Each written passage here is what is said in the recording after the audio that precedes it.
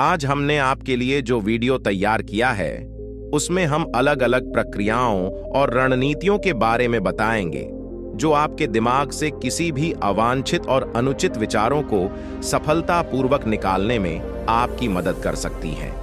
इनमें अश्लील विचार, कामुक विचार या कुछ अन्य नकारात्मक और समस्याग्रस्त तर्क उदाहरण शामिल हो सकते हैं जो आपकी समग्र समृद्धि को बाधित कर सकते हैं।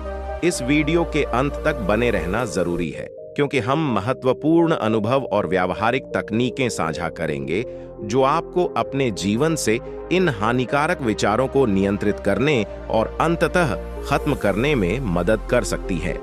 इस वीडियो में संदर्भित रणनीतियों को लागू करके आपको नकारात्मक विचारों पर प्रभावी ढंग से विजय पाने के लिए आवश्यक सही चीजें मिलेंगी। इस लेख में हम विचारों को दूर करने के सबसे कुशल तरीके पर अतुलनीय महात्मा बुद्ध के पाठों में गहराई से उतरेंगे। इन महत्वपूर्ण रणनीतियों को एक मंत्रमुग्ध कर देने वाली कहानी के माध्यम से शानदार ढंग से चित्रित किया गया है। तो चलिए कहानी शुरू करते हैं। नमस्ते दोस्तों, बुद्धा ब्लेसेड लिविंग चैनल में आपका फिर से स्वागत है, जहां हम आंतरिक शांति और खुशी का मार्ग तलाशते हैं। यदि आप यहां नए हैं तो हमारे बढ़ते परिवार में शामिल होने के लिए चैनल सब्सक्राइब करें और घंटी बजाना न भूलें। एक समय में पूज्य महात्मा बुद्ध ने शोरगुल वाले शहर से दूर शांत जंगल के अंदर स्थित एक सीधे सादे घर में रहने का फैसला किया। उनका उद्देश्य आसपास के निवासियों को अपनी महत्वपूर्ण जानकारी और सबक देना और उन्हें ज्ञान और महत्वपूर्ण अंतर्दृष्टि के मार्ग पर मार्गदर्शन करना था। निवासी महात्मा बुद्ध की असाधारण अंतर्दृष्टि और प्रतिष्ठित गहन शक्ति से अच्छी तरह वाकिफ थे और लोगों को उनकी इच्छाओं की बेड़ियों से मुक्त करने की उनकी क्षमता के लिए उनका सम्मान करते थे। जब उनकी उपस्थिति के बारे में बात फैली तो बड़ी संख्या में शहरवासी उनसे मार्गदर्शन, सांत्वना और प्रकाश की तलाश में निकल पड़े। प्रत्येक यात्रा के साथ महात्मा बुद्ध ने उनकी कठिनाइयों के लिए व्यावहारिक समाधान पेश किए, जिससे निवासियों को संतुष्टि और खुशी मिली। उनके दिल उत्साह से भर गए। पास के एक शहर में भरत नाम के एक युवक ने यह देखा। ऐसा हो रहा था कि बड़ी संख्या में निवासी महात्मा बुद्ध से सांत्वना और समाधान की तलाश कर रहे थे। आश्चर्यजनक रूप से ये लोग शांति और संतुष्टि की भावना के साथ वापस आ रहे थे। इस घटना से प्रेरित होकर भरत ने स्वयं महात्मा बुद्ध से मार्गदर्शन लेने का विचार किया। भरत एक गंभीर संकट से गुजर रहे थे। उनका मन लगातार अभद्र और अश्लील प्रकृति के परेशान करने वाले विचारों से त्रस्त था। उन्हें ये जिज्ञासु विचार बेहद चुनौतीपूर्ण लग रहे थे। अपनी व्याकुल आत्मा के लिए उपाय खोजने के लिए अभी भी हवा में उड़ते हुए भरत ने महात्मा बुद्ध की ओर एक भ्रमण पर जाने की योजना बनाई, इस उम्मीद के साथ कि बुद्ध जीवन के इस मन को झकझोर देने वाले हिस्से पर स्पष्ट रूप से जानकारी और मार्गदर्शन देंगे। जैसे ही भरत ने अपनी सबसे गहरी चिंताओं और भय को प्रबुद्ध व्यक्ति के सामने रखा, बुद्ध ने उन्हें मानवीय आंखों से देखा। उस दयालु नजर में उन्होंने भरत की आत्मा के अंदर चल रहे प्राकृतिक संघर्ष को देखा। इच्छा की प्रबल शक्ति के खिलाफ निरंतर संघर्ष एक ऐसी परीक्षा थी जिसका सामना लगभग हर व्यक्ति अपने जीवन की प्रक्रिया में अंततः अपमानजनक आंतरिक संघर्ष के माध्यम से करता है। भरत अपनी लड़ाइयों से परेशान और बोझिल बुद्ध के दर्शन में सांत्वना की तलाश कर रहे थे। उनका दिल नकारात्मक विचारों, विशेष रूप से अश्लीलता और वासना की मन भ्रमित पकड़ से बोझिल था, जो हर समय उन्हें खाए जा रहे थे। इन हानिकारक भावनाओं से ऊपर उठने और सद्गुण और स्पष्टता की स्थिति प्राप्त करने के सबसे कुशल तरीके के बारे में मार्गदर्शन के लिए व्याकुल भरत बुद्ध के पास गहरी समझ की लालसा के साथ गए। भरत बुद्ध से मार्गदर्शन की अपेक्षा करते हैं। वह महात्मा के रूप में उनके प्रति अविश्वसनीय सम्मान के साथ पेश आते हैं। वह उनके प्रति गंदी और कामुक नकारात्मक सोच की चौंका देने वाली उपस्थिति पर अपना दर्द व्यक्त करते हैं, जो उन्हें असाधारण अशांति का कारण बन रही है। भरत खुद को इस हानिकारक चक्र से मुक्त करना चाहते हैं और इन विनाशकारी विचारों से मुक्त होने के लिए बुनियादी दिशा और चतुराई प्रदान करने के लिए विनम्रता पूर्वक बुद्ध के पास जाते हैं। बुद्ध के अनुसार इच्छा और चाहत में स्थापित नकारात्मक विचारों का विनाशकारी विचार एक भयंकर आग के बराबर हो सकता है, जो लगातार हमारी अपनी इच्छाओं और चाहतों को भस्म कर रहा है। चाहतों को इच्छाओं से प्रेरित किया जाता है। हमारे अंदर इस भयावह अशांति को प्रभावी ढंग से समाप्त करने या उसे दबाने के लिए इन विचारों के सार और स्रोत में गहराई से खुदाई करना महत्वपूर्ण है। उनके मूल बिंदु और वास्तविक सार की एक महत्वपूर्ण समझ के माध्यम से ही हम कभी भी उनकी ज्वालाओं को बुझाने और उनके हानिकारक चंगुल से अत्यंत स्थायी स्वतंत्रता प्राप्त करने की इच्छा कर सकते हैं। उत्सुकता से भरे हुए भरत निकट चले गए। उनकी आंखें बुद्ध पर टिकी थीं। उनसे जानकारी प्राप्त करने के लिए उनकी उत्सुकता स्पष्ट थी। बुद्ध के अनुसार बुद्ध के पाठों में अश्लीलता और इच्छा से जुड़े नकारात्मक विचारों के प्रति हमारी प्रवृत्ति का अनुसरण बाहरी दुनिया के साथ हमारे गहन योगदान के रूप में किया जा सकता है। यह तब होता है जब हम अपने आप को अपनी क्षमताओं द्वारा प्रस्तुत क्षणिक खुशियों में तल्लीन होने देते हैं। जैसा कि बुद्ध ने संकेत दिया है, उत्साह की मोहक शक्ति उन्हें भ्रमित कर सकती है और उन्हें उस रोशनी भरे सफर से विचलित कर सकती है जिस पर उन्हें निकलना है। उत्साह एक स्वाभाविक लालसा है जो प्रत्येक व्यक्ति में निवास करती है। इसमें एक अटूट दृढ़ता है जो हमें लगातार अपने चंगुल में फंसाने का प्रयास करती है। किसी भी मामले में हमें वास्तव में अपने आंतरिक अस्तित्व की लचीलेपन पर अटूट विश्वास होना चाहिए, क्योंकि इस अदम्य अस्तित्व को वश में करने और उसे नियंत्रित करने के लिए विभिन्न तकनीकें मौजूद हैं। भरत ने बुद्ध द्वारा दी गई अंतर्दृष्टि को स्वीकार किया और उजागर की गई अंतर्दृष्टि के गहन और महत्वपूर्ण अंशों को पूरी तरह से समझा। बुद्ध ने उत्साह की भारी शक्ति को हराने के उद्देश्य से अलगाव की गहन भावना विकसित करने के महत्व पर ध्यान केंद्रित करके अपने पाठों की शुरुआत की। सामान्य गलत निर्णयों के विपरीत अलगाव का मतलब वास्तव में खुद को दुनिया से अलग करना या खुद को समाज से सीमित करना नहीं है। कुल मिलाकर यह स्वतंत्रता की एक आंतरिक स्थिति को बढ़ावा देने का संकेत देता है, जहां हमारी लालसाएं हम पर कोई प्रभाव नहीं डालती हैं। हमारा मन इच्छाओं के दायरे में फंसा हुआ है और धोखे के एक जटिल जाल में फंसा हुआ है। भरत के कान पूरी तरह से खुले हुए थे, पूरी तरह से मौखिक रूप से व्यक्त किए गए प्रत्येक शब्द पर केंद्रित थे, जबकि उनका दिल सद्भावना और दृढ़ संकल्प की भावना से भरा हुआ था। भरत की रुचि देखकर बुद्ध उनके पास गए और उनका चेहरा खुशी से चमक उठा। एक शांत स्वभाव के साथ उन्होंने भरत को कई शक्तिशाली तरीके बताए जो उनके दिमाग से अश्लील विचारों के हानिकारक प्रभावों को दूर करने की क्षमता रखते थे। भरत की आत्मा रुचि की भावना से भरी हुई थी, क्योंकि वह लगातार बुद्ध के निर्देशों की प्रतीक्षा कर रहा था। एक आंतरिक उत्तेजना जिसने जानकारी और समझ के लिए उनकी सबसे गहरी लालसा को जगाया। अविचलित चेतना को बढ़ावा देने के लिए बुद्ध ने हमें अपने मस्तिष्क को दर्पण के रूप में देखने के लिए प्रोत्साहित किया, जो इसके अंदर उभरने वाली इच्छाओं की मोहक तस्वीरों को प्रतिबिंबित करने के लिए उपयुक्त है। इन विचारों को दबाया जा सकता है या फैलाया जा सकता है।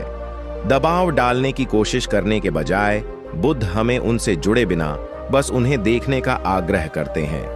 भरत ने तुरंत बुद्ध द्वारा दिए गए पाठों को स्वीकार किया और आत्मसात किया और उन्हें अपने जीवन में लगातार लागू करने के लिए ईमानदारी से समर्पित थे। जैसे ही हम सावधानी पूर्वक धारणा के कार्य में भाग लेते हैं, परिवर्तन का एक महत्वपूर्ण क्रम शुरू होता है। जैसे ही हम अपनी इच्छाओं के काल्पनिक विचार, विशेष रूप से इच्छा की मोहक शक्ति की ओर अपना ध्यान केंद्रित करते हैं, हम पर इसका प्रभाव लगातार कम होता जाता है। इस अभूतपूर्व भ्रमण में हम इच्छाओं की दृढ़ पकड़ से अछूते हमारे वास्तविक अवतार का खुलासा देखना शुरू करते हैं, क्योंकि यह हमारे अंदर से शानदार और वैध रूप से निकलता है। इस ज्ञानवर्धक चर्चा में बुद्ध भरत को एक और महत्वपूर्ण ज्ञान प्रदान करते हैं। वह भरत को उन विचारों के बारे में जागरूकता विकसित करने के लिए शिक्षित करता है जो लगातार उसके पास उभरते हैं और फैलते हैं, और उन्हें इस अवैध आकाश के भीतर एक विशाल आकाश में घूमते हुए कोहरे के रूप में देखते हैं। मस्तिष्क में सकारात्मक और नकारात्मक दोनों विचार उपलब्ध हैं। फिर भी उनके क्षणभंगुर स्वभाव को पहचानना महत्वपूर्ण है। हमें इस समानता में और गोता लगाने की अनुमति दें। जिस तरह आकाश असीम तक फैला हुआ है, उसी तरह हमारे मन का दायरा भी असीम और अनियंत्रित है। किसी भी मामले में जो चिंतन उभरता है वह गुजरती हुई धुंध की तरह क्षणभंगुर है। इस तरह से इन क्षणभंगुर चिंतन से जुड़ना मूर्खता है, क्योंकि उनका कोई स्थायी महत्व नहीं है। कुल मिलाकर बुद्ध ऐसे क्षणभंगुर चिंतन से खुद को तुरंत वापस लेने, उनकी क्षणभंगुरता को समझने और उन्हें फैलने देने के महत्व पर बल देते हैं। जैसे जैसे भरत ने प्रबुद्ध बुद्ध द्वारा दिए गए विभिन्न प्रक्रियाओं और पाठों को आत्मसात किया, इस प्रशिक्षण में भाग लेने से व्यक्ति बार बार अपने अंदर सकारात्मक विश्वासों का समर्थन करता है। इस प्रशिक्षण में भाग लेने से व्यक्ति यही समझता है कि मैं हूं के लिए शक्ति के प्रमुख क्षेत्र कठिनाइयों पर विजय प्राप्त कर सकते हैं और मैं प्रेम से घिरा हुआ हूं। मैं हूं जैसे उद्घोषणाओं को प्रमाणित करके लोग अपने मस्तिष्क को व्यस्त रखने की संभावना को खोल सकते हैं। ये आग्रह अविश्वसनीय संसाधनों के रूप में कार्य करते हैं, जो वास्तव में प्रेरणा के बीज बोते हैं, जो संभवतः जीवित रह सकते हैं और किसी भी बुरे विचारों या प्रश्नों को बदल सकते हैं।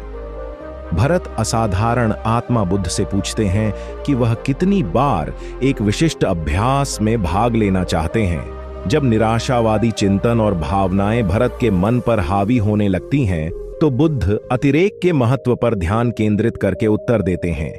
बुद्ध का मानना है कि गहन मार्ग पर प्रगति के लिए प्रशिक्षण को लगातार दोहराना महत्वपूर्ण है।